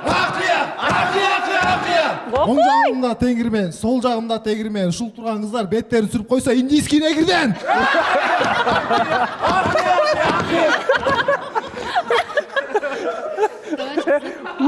Утулат. Акыя. Оң колумда велосипед, сол колумда велосипед. 35-ке чыккан Руслан дагы деле бойдок элестет.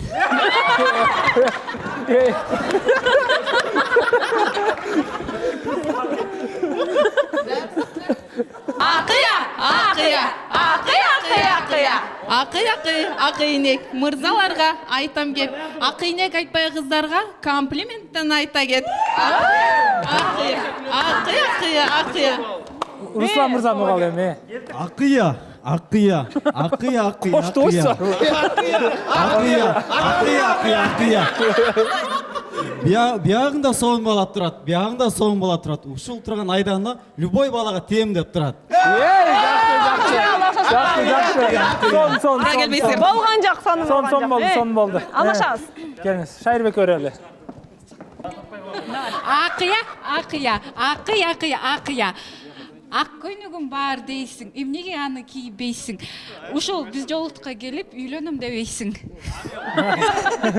Кыскасы, урматтуу көрүүчүлөр, айымдарым жеңилди, туурабы? Биз мырзалар азаматбыз. Шайырбек мырза бирди айтсын, ошо менен биз соңуна чыгабыз. Давай, кеттиңе. Жигиттер даярбызбы? Акыя. Асмандагы ак шумкар торго жыгылам деп турат. Ушул турган биз жолуктун кыздары шорго жыгылам деп турат. Бизден жооп болсун. Жооп жок. Бар. Бир Акыйнекти кое тур, көңүлүңдү буруп тур, сөздөр менен бакырбай комплименттен берип тур. Урматтуу көрүүчүлөр, Гүлназ айым, токтотолу. Мына биздин кудалар деле көп. Биз мырзалар уттук, Мырзалар уттук. Бирок ушул утканыбызды айымдарга бердик, силерге комплимент болсун. Азыр отуруп берелибиз, кийинки оюнга өтөбүз. Жарым болчу.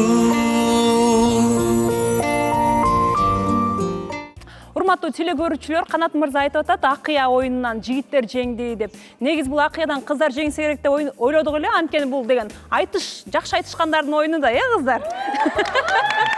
Ошентсе дагы биздин оюнубуз андан ары карай уланат. Кийинки кызыктуу оюнду Канат мырза өзү сиздерге түшүндүрүп берет. Кийинки оюн бул биз жолуктук долбоордун автордук оюну. Жаңы эле ойлонуп таптык да. Бүгүн бизге Тилек мырзанын досу келип калган. Атыңыз ким? Тынчтык мырза, күйөө жолдошко бир катуураак кол чаап коелу. Ал эми урматтуу режиссер мырза, артка сүрөт чыгарып бериңиз. Окубайбыз, мындай эле айтабыз. Окуйбуз. Бул нерсе жашооңузга канча пайыз керек деп ойлойсуз? 50/50 болуш керек.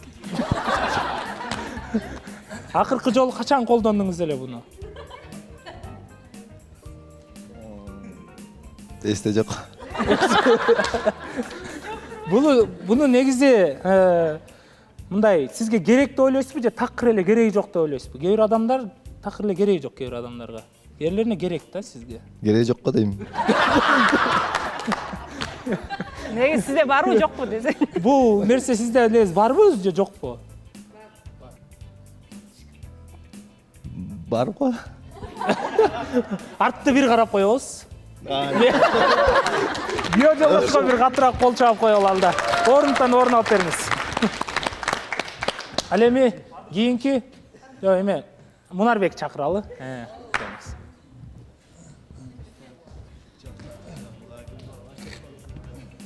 Айттыңла? Айтпагыла. Урматтуу көрүүчүлөр, бизде катышуучу Мунарбек мырза кылымдар өтсө дагы үйлөнбөгөн.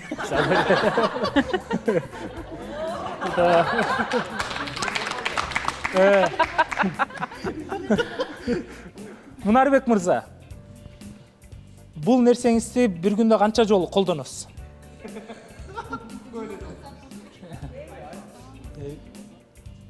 12 саат. 12 саат. Кайсы убакта колдоносуз буну? Түндө. Кайсы жака барганда? Үйдө эле колдоном го? Жо мындай досторуңуз менен жүргөндө, мурда кыздарыңыз менен жүргөндө колдончу элеңиз? Жок. Эфирде колдоносузбу? Колдонбойм го ошо. Жаңы төрөлгөндө колдондуңуз беле? Жок, жаңы төрөлгөндө каякта. Акыркы жолу могул жакта конфликт болгондон кийин колдондуңуз беле? Жок. Үйдө кимге колдоносуз буну? Бирөөгө колдонуш керек да. Эмне? Айтыңыз, кимге колдоносуз буну нерсе боюнча? Билбейм, өзүм эле колдоном го дейм. Эч ким көрбөйт буну колдонгонуңузду, Көрүшү мүмкүн. Ким көрүшү мүмкүн? Билбейм эми. Ушул нерсе барбы сизде? Может, чоң колдоно турган нерседир каякта. Ушул нерсе барбы сизде? Азырбы же? Азыр негизде барбы? Бар бош керек? Жок, точносын айтыңыз да. Бар. Бар экенин биз деле билебиз, артта карапмайсыз. Кол чаап коелу келиңиздер. Кийин мен байкебизди чакыргым келип атат, бул жакта да. Келиңиз.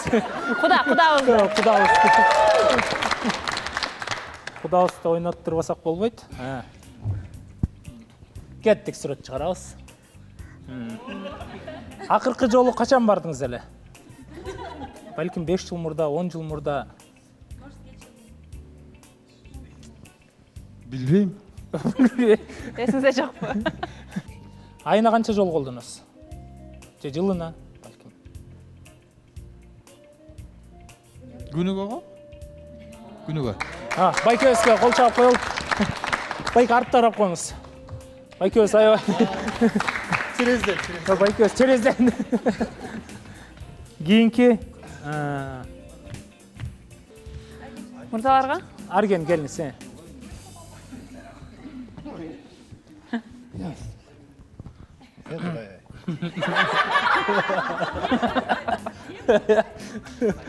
Айтпагыла. Акыркы жолу качан кийдиңиз? Кече. Айына канча жолу кийесиз?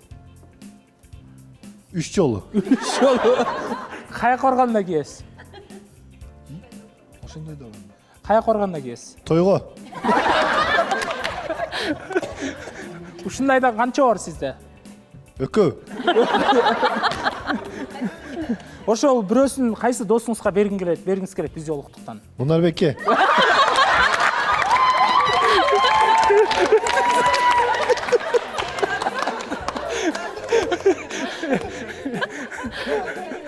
Дагы бирөө болсо кимге берет элеңиз? Да, бирөө болсобу? Бекмамбетке. Анан бул нерсе негизи жашоо керек деп ойлойсузбу? Ооба, керек. Анда көрүп коюңуз артты. Юбка. Кол чаап коелу Аргенге. Эми достор, Мунарбек, Бекмамбет, Аргенде юбка бар десек болот бизге. Биз кийинкиге азыр Айсулуу айымды чакырып коелу. Айсулуу айым келиңиз. Толкунданбай эле айтабыз. Кол чаап турабыз, келиңиздер.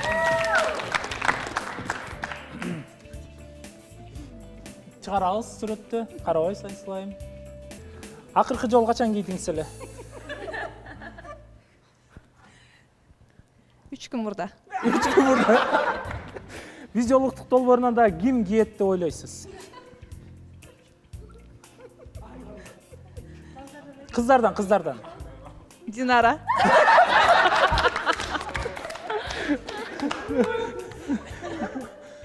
Дагы кыздардан кимди кийет деп ойлойсуз бул нерсени?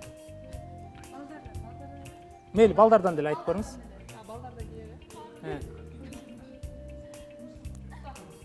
Нурлан кет. Бул нерсе жашоо керекпи? Негизи канча жашка чейин колдонсо болот буну?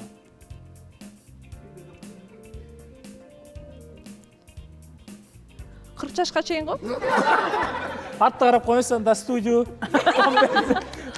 Урматтуу көрүүчүлөр, кичине болсо дагы сиздердин көңүлүңүздөрдү алганга аракет кылдык. Гүлназ айым, оюндар бүттү, бирок бизди да куттуктап келген биздин кичинекей эстрада ырчылары бар экен, Ооба, болгондо да жөнөкөй гана ырчылар эмес, алар бизди ушул биз жолуктук долбоорубуздун ар дайымкы көрүүчүлөрү жана баса белгилеп айтып кете турган эмне үчүн биз бүгүнкү күнгө чакырдык, анткени бул кичинекей биздин күйөрмандар биздин эле эмес, Тилек менен кыз жээктин фанаттары экен. Өздөрүнүн өр белектери менен биздин студияга баш багышыптыр. Ал эми бул жака биз Раянаны кичинекей жана Билалды чакырып алабыз. Тилекти атайын куттуктап келебиз. Келгиле. Көзөлөрдү карачы. Тилек менен кыз жээктин кичинекей фанаттары экен. Принцесса. Келе кой. Саламатсыздарбы, Канатбек, Гүлназ эже жана ошондой эле катышуучулар, коноктор, тоюңуздар кут болсун. Бизди чакырганыңыздарга ыраазычылык билдиребиз. Молодец. Анда белегиң алып кел. Белегиң кимге алып келдиң муну? Белегимди кыз жибек эжеме шарф, Тилек байкеме калпак алып келдим. Ой, молодец. Мына бере кой. Мына. Эми биздин кичинекей күйөрмандарыбыздан сиздерге ыр белек болсун. Тосуп алыңыздар. Тосуп алыңыздар. Раяна, Билал.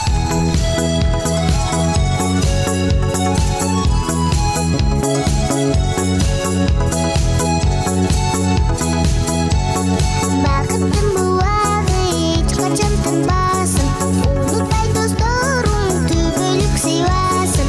Іздемей өмірді бос жүрмес келе, әрбір минут қадірін сен бүгінсіз келме. Мұңайба деме, қайғырма деме, мұңайба деме,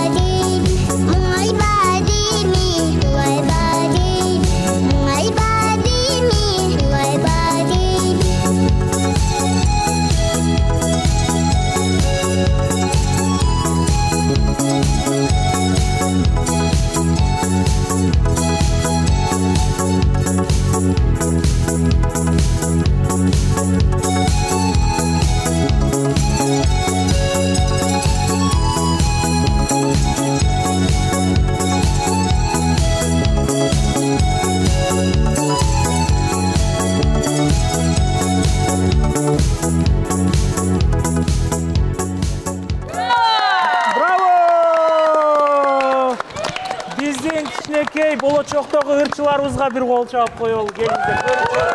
Жана ошондой барыңыздарды бийге чакырган биздин дагы эстрада ырчыбыз бар, катышуучубуз Мунарбек мырзаны чакырып коелу бул жака.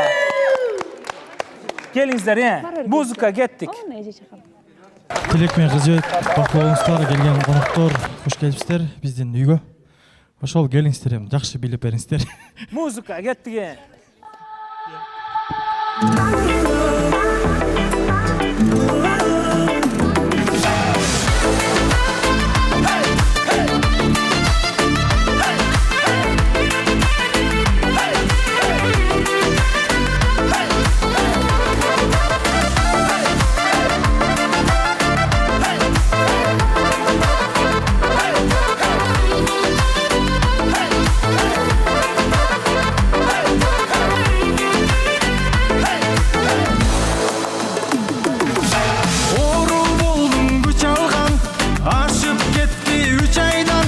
Aşıktığım uqtatbay bolup жүрүм бушайман.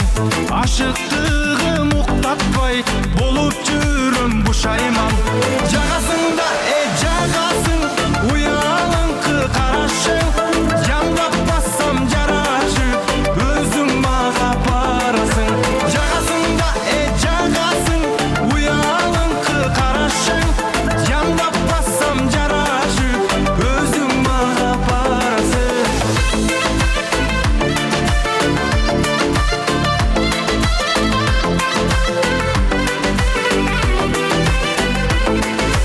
Ой дегенде жүрөгүм көнбөй атса не дейин, ачык айтып жашырбай ары же бери чечейин. Кой дегенде жүрөгүм көнбөй атса не дейин, жағасыңда жағасың, уялыңқы қарашың. Жамдап бассам жарашың, өзің маға барасың. Жағасыңда жағасың, уялыңқы қарашың. Жамдап бассам жарашың, өзің маға барасың.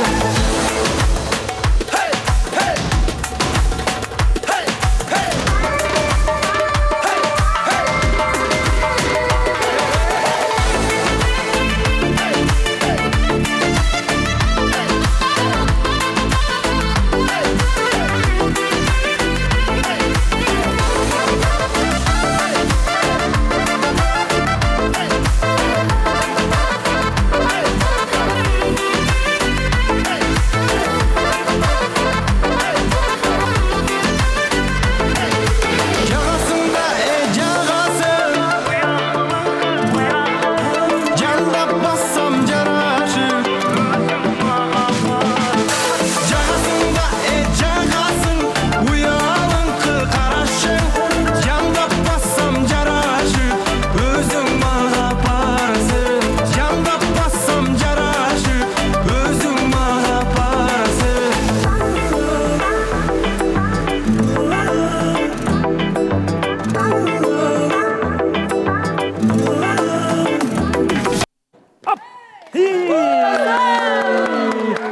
Аябай бийге сусап, ырга сусап турган калың журт отуруп бериңиздер. Суроолор боюнча отуруңуздар деген чыгармады. Токмоктон бийлейбиз, Жарым болчу. Ардактуу биздин сүйүктүү телекөрүүчүлөр, биздин студиядагы жипчилуу атмосфера биздин бүгүнкү той сиздерге дагы жагып жатат деген үмүттөбүз. Анда биз андан ары карай улантабыз. Бул жака албетте биз эки кудагыйды чакыргыбыз келип атат. Келиңиздер. Кудагыйлардын да бири-бирине болгон белектери бар экен. Белегим бар эле. Жаркынай куданын тумагын алып келсем. Кудабызга да белек бар экен, келиңиз. Өзү кийгизип койсун, кудабыз кийгизсин, келиңиз. Ай, современный. Ава кудагыга. Келиңиз, кол чаап туралы анда. Баш кийим алып келгенбиз. Баракелде. Баш кийимибизди кийгизип коелук. Сыйлашкан, ызатташкан 1000 жылдык кудалардан болуңуздар. Анан кудагый менен шакек салышалы деп сүйлөшкөнбүз, ошол шакекти салып койсом кудагыйга. Ой, келиңиз. Баракелде. Бул мага бериңиз. Сүйлөп эле. Олчап коштоп турсак болот. Шакегиңиз кут болсун.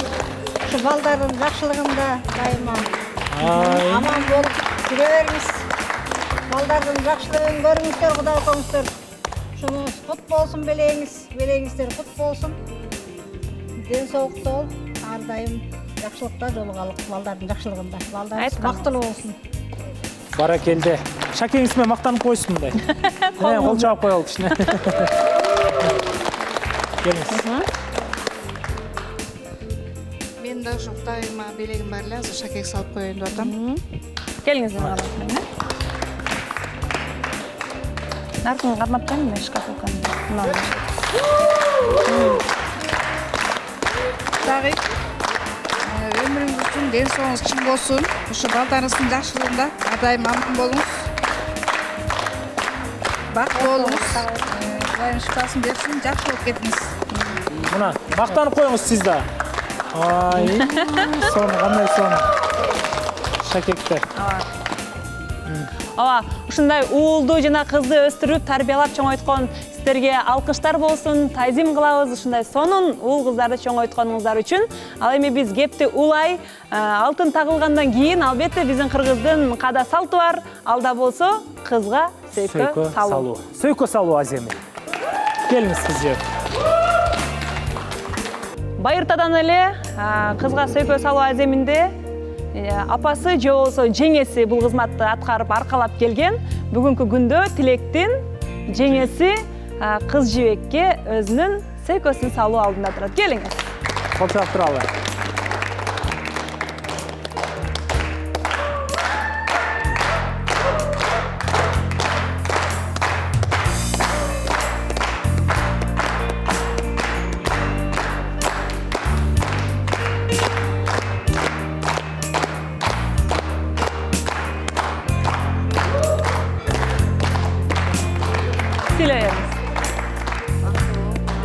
Көшөгөңөргө көрсүн. Эмки жылы буюрса, бешик тойдо чогулгалы. Айтканыңыз келсин. Кол чаап коюңуздар. Кызжек алдыга чыгып айланып мактанып коюңуз сөйкөңүзгө. Урматтуу көрүүчүлөр, биз өзү негизи биз жолуктук долбоору биз белек бергенди жакшы көрөбүз, аябай. Ошондуктан апамдын чайы биз бул жакта кыз жибек тараптан келгендерге келиңиздер. Куттуу студиябыздан курчукпаңыздар. Апамдын чайы. Белек болсун сиздерге. Ушул белек боюнча алып алсаңыздар болот. Кармамаңыз, Ал эми колумда турган нерсе өзүңүздөр жакшы билесиздер, ушундай биз жолуктук долбоорун көрккө бөлөгөн Аза Декор Кейжиден. Эгерде сиздер үйүңүздөрдү бир дизайнер менен жакшы жасайм десеңиздер, анда декор жагынан Аза Кейжи 40 000 сомго чейин сиздерге ушундай сертификат берди.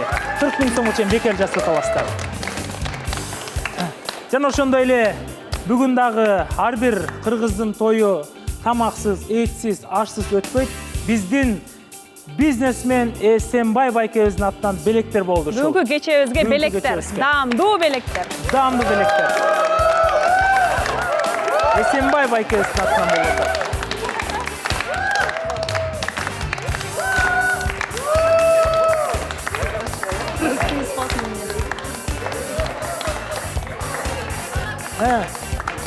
Ушул 3 жигитти жумушка алыш керек экен. Ооба. Азыр сөзсүз эфирден сырткары даамын татасыздар. Ал эми Гүлназ айым. Агарып таң атса, кызарып да күндүн баткан болот экен. Бүгүн ошентип дагы тойдун соңуна келип жетип атабыз. Ушул куттуу студиядан кыз жибекти турмуш сапарына узатып жатабыз. Негизи кыз жибектин эле ата-энеси ойлосо керек, биз үйүбүздөн узатабыз депчи, бирок 7 миллион адам көрүп аткандан кийин ошол жоопкерчиликти сезип, мына бүгүн ата-энесин да ушул жака чакырып узатып жаткан чагыбыз. Гүлназ Чыныбек кызы да өзүңүздөр жакшы билгендей, менин кесиптешим көптөгөн тойлордо кызмат кылып, жар ыры менен кыз узатуу ырларда көптөгөн жаштардын бактысына себеп болуп келесиз. Анда сөз кезегин, ыр кезегин биз сизге тапшыралы. Келиңиздер, ардактуу коноктор, урматтуу бүгүнкү тойдун күбөлөрү. Сиздер менен биргеликте көз алдыбызча кыз жибектин узатуу тоюна күбө болдук. Эми кыздын барар жери күйөө дейт.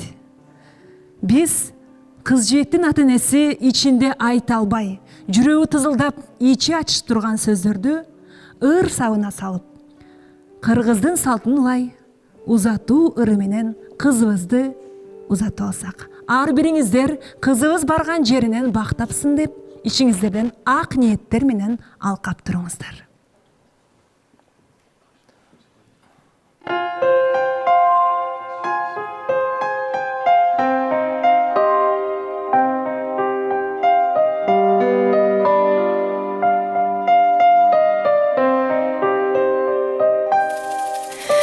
Kızım, elcerevit жүрөгүм тойлап тура. Kızım, бакыттан көз жаш төгүп ыйлап тура.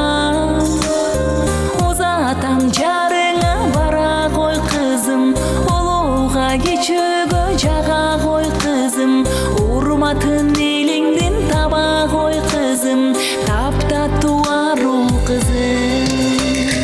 Аппагым, турмуштун чоң жолун аттагын, жаныңда бар болсун тапканың, гүлдөсүн өмүр багың. Берекем, сен ойлоп мен кайгы жебесем, ар дайым боло көрсен эсен, бак тилейтен экен. Кызым, түшүрбөй бийик карма түндөгүңдү. Кызым, ардактап сыйлап алгын тун сүйүңдү. Турмуш бул тайгак жол, чалынба кызым, бараткан журтуңа байырла кызым, бардыгын барктай жүр кадырла кызым, айдайым сулуу кызым. Аппагым, турмуштун чоң жолун аттагын, жаныңда бар болсун тапканың, гүлдөсүн өмүр багың. Берекем, сен ойлоп мен кайгы жебесем, ар дайым боло көрсен эсен, бак тилейтен экен.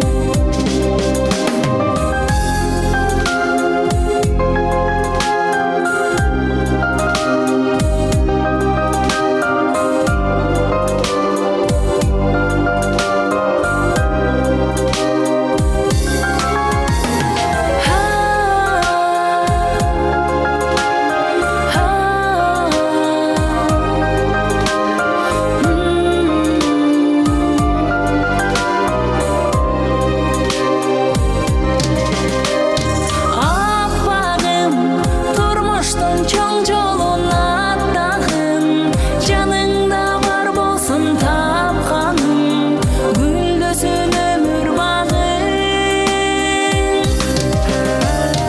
Берекем, сен ойлоп мен кайгы жебесем, ар дайым боло көрсен эсен, бак тилейтен экен. Узататын экен.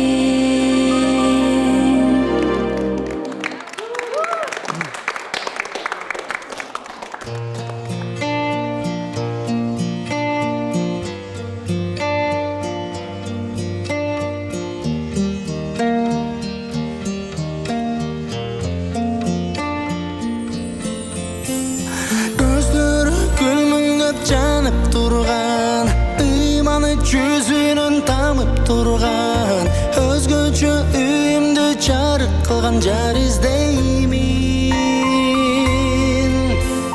Айтканыңа баш ийип бугуп турган, чын дили менен бир мени сүйүп турган, энекемдин кашынан айттырбай билип турган. Биз жолуктук миллиондордун арасынан, арап сезим тазасынан, башкачасын бардыгынан. Түгөйүм болчу, жүрөгкө толчу,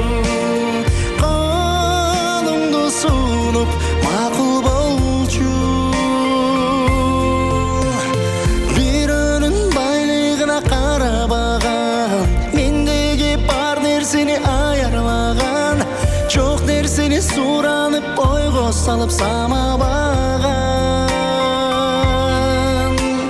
Жүрөктө иман тилинде шүгүр бар, бир Кудайдан жакшылык үмүтү бар. Чарчасаң дем берип жылмайып күлүшүп бар. Биз жолуктук миллиондордун арасынан, ардап сезим тазасынан, башкачасың бардыгынан. Биз жолуктук миллиондордун арасынан, ардап сезим тазасынан, башкачасың бардыгынан. Түгөйүм болчу, жүрөккө толчу, колуңду сунуп макул болчу, жарым болчу.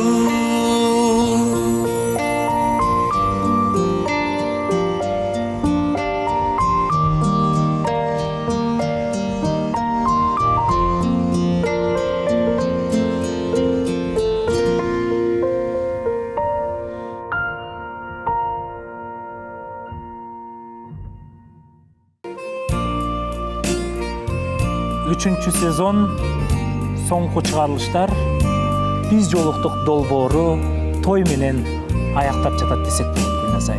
Ооба. Бул ылайым эле акыркысы болбосун, мындан аркы дагы биз жолуктуктун жалпы жамаатынын мээнети, эмгеги акталып, дал ушундай бүгүнкүдөй тойлор, табышкан жуптар арабызда көп болсун дейли. Өзү негизи биз жолуктук долбоору башталгандан бери коомдогу жаштардын жашоого болгон мамилеси, жубайга кандай мамиле кылыш керек, мырзаны кандай сыйлаш керек деген тарбиялык мааниде жана ошондой эле кыргыз тилине басым жасалып, кичине болсо да салымыбызды кошуп келе жатабыз десек болот. Урматтуу көрүүчүлөр, биз жолуктук долбоору бул сиздер үчүн жаралган десек болот. Ооба.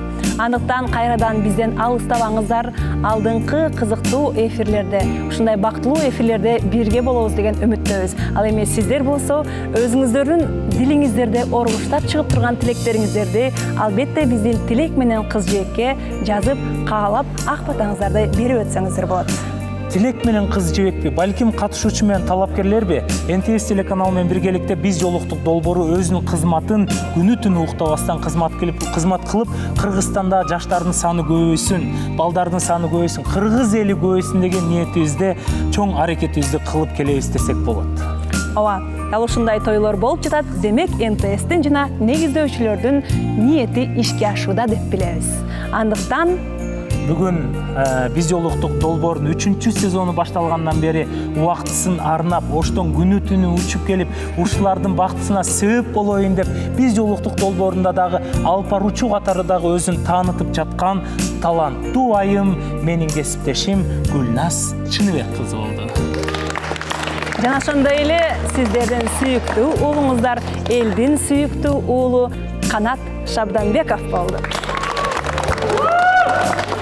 Сезим, Гүлназ айым, сезим, сүйүү, чечкиндүүлүк баарын жеңет экенин дагы бир жолу тастыктады десек болот да, Тилек мырза менен кыз жөөк. Тилек кыз жөөк деп бир кол чаап коелучу келиңиздер. Тилек кыз жөөк, бактылуу болгула! Чого, бакыт издеп калбаянын изинен, биз жолуктук миллиондордун ичинен. Көрүшкөнчү. Билесизби? Бул биз жолуктук долбоору 100% реалити шоу. Эгер сиз өз бактыңызды тапкыңыз келсе, анда 4-чү сезонго катышуучу болуп келсеңиздер болот. Биз жакында 3-чү сезондо алардын жарымы менен коштошобуз. Биз менен бирге болуңуздар. Биз жолуктук долбоору бул сиздердин бактыңыздарды табат. Эч тартынбайбыз бактыбызды тапкандан. Камераны жаап койбойлу. Макул. Биз